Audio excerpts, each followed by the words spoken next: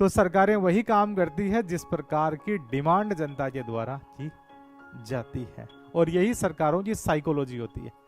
Government psychology depend करती है कि किस प्रकार से जनता के द्वारा कौन सी चीजें किस वे में सरकार से डिमांड की जा रही है, उसी प्रकार के निर्णय सरकार के द्वारा लिए जाते हैं, क्योंकि सरकार ही जनता होती है और जनता ही सरकार होती है।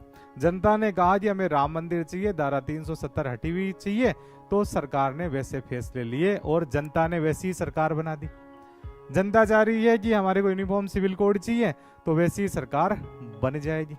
जनता चाहती है कि हमारे को नरेगा चाहिए, तो वैसी सरकार बन जाएगी। तो हमेशा सरकारों के द्वारा व्यवहार जनता के अकॉर्डिंग किया जाता है।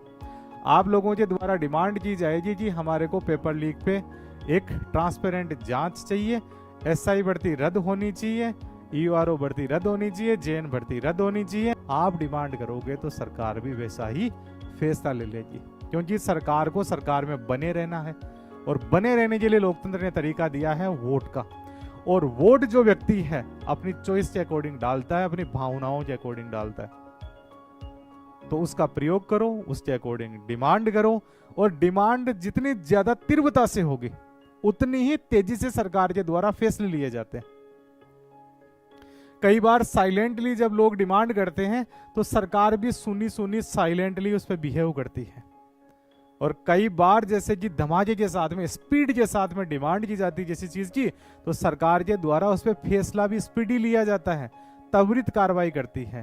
तो यहाँ पे एक्शन का रिएक्शन है, यहाँ पे एक इक्विलिब्रियम सिस्टम काम करता है कि आपकी जितनी स्पीड ज्यादा है डिमांड करने की, उतनी ही रिएक्ट करने की सरकार की स्पीड ज्यादा होती है।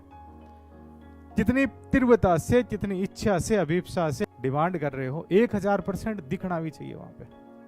अब स्टूडेंट आते हैं हजारों की संख्या के अंदर, 1000, 2000, 3, उतनी तेजी से वो बातें पहुंचती है सरकार के पास में, और सरकार अब तक फैसला ले चुकी होती।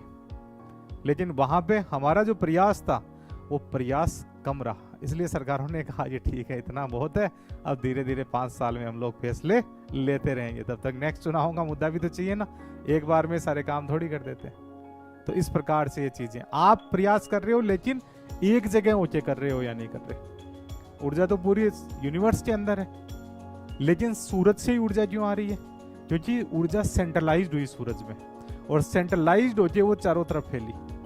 अगर वही डिसेंट्रलाइज्ड रहती, चारों तरफ फैली हुई, तो पूरी दुनिया में अंधेरा ही रहता, रोशनी आती नहीं। वैसे ही कोई डिमांड की जाती है सरकार से तो हमेशा सेंट्रलाइज्ड वे में की जाती है। सारी ऊर्जा को एक जगह बनाना होता है, और एक जगह बना के उसे हमारे को पेश करना होता है, तब उसका फोर्स ज्यादा होता है, ताकत ज्यादा होती है, और उसी पे फैसलों पे अमल